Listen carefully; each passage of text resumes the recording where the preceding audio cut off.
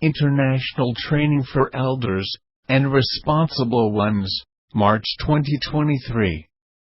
General Subject: Knowing, Experiencing, and Living the All-Inclusive Christ for the Genuine Church Life. Message 7. Laboring on the All-Inclusive Christ. A land flowing with milk and honey, and bringing the surplus of the riches of Christ to the meetings of the church, for an exhibition of Christ and the corporate worship of God. Day 1. Outline. Roman number 1. As believers in Christ, who have been led by Christ into Himself, as the good land, typified by the land of Canaan, we need to labor on Christ. Capital A. After the people of Israel entered into, and possessed the land of Canaan, and received their allotted portion, they labored on the land. Number 1. Whether or not they were willing to labor on the land was a serious matter. They had to labor on and cultivate the land. Number 2. This is a picture of how we need to labor diligently on Christ, so that we may enjoy His all-inclusive riches.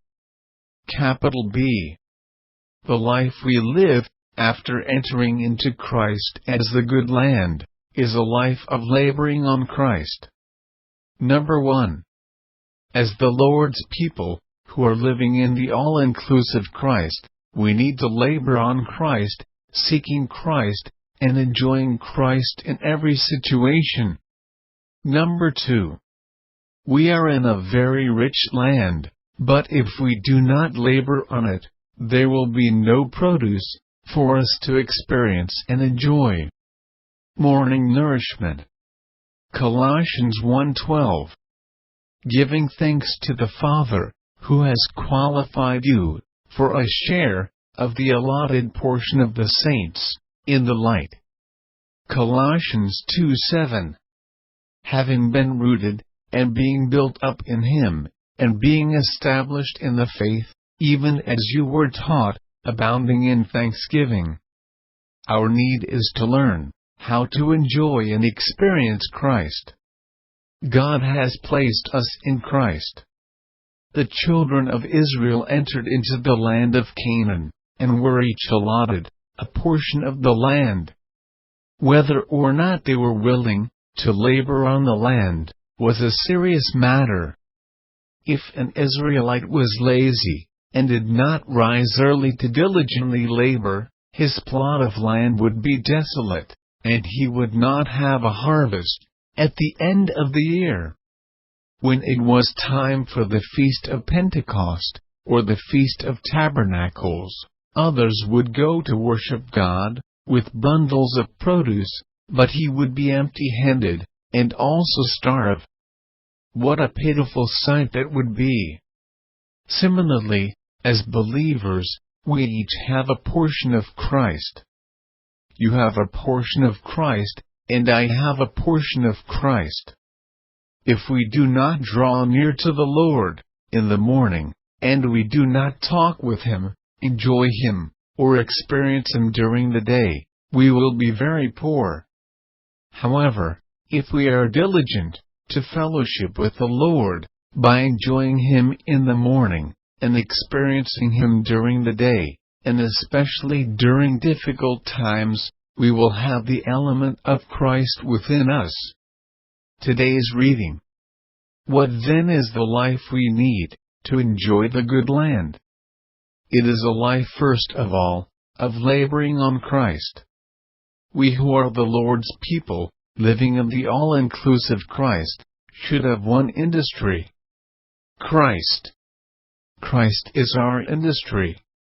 We must labor on Him. You who are students must realize and experience, even while studying, that you are working on Christ. You who are truck drivers must realize that truck driving is not your real occupation. Your real business is Christ. You must be working on Him continually. You who are housewives must know that your real work is not caring for your home and your family, but Christ. Are you working on Christ all the time? Are you seeking to enjoy Him and experience Him in every situation? The life after the possession of the good land is a life of laboring on Christ. It is a life of making Christ our industry and producing Him in mass production. We are working for Christ Incorporated, and day by day, we are producing Christ. We are Christ growers and Christ producers. We are working diligently day and night on the farm of Christ. Yet we are working happily, and our work is such a rest to us. Consider the people of Israel, after they occupied the good land, and all their enemies were subdued. They simply labored on the land. They tilled the ground, sowed the seed, watered the plants, nurtured the vines, and pruned the trees. These were all necessary tasks for the enjoyment of that piece of land. It is a picture of how we must work diligently on Christ, that we may enjoy His all-inclusive riches. We must work on Christ to produce His riches. We have seen how rich that good land is, in so many aspects, but without laboring on it, how could its riches be brought forth and abundantly produced? To have this rich Christ is one thing, but to continually labor on Him is another. We must till our spiritual ground. We must sow the spiritual seed. We must water the spiritual plants. All the time. We cannot rely upon others to do it for us.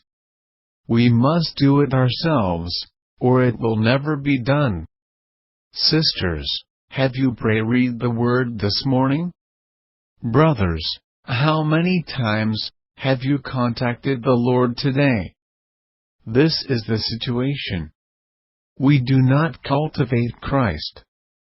We have a very rich land, but we do not work on it, so there is no produce. We are indeed rich in resource, but poor in produce. This is the end of day 1 of Message 7.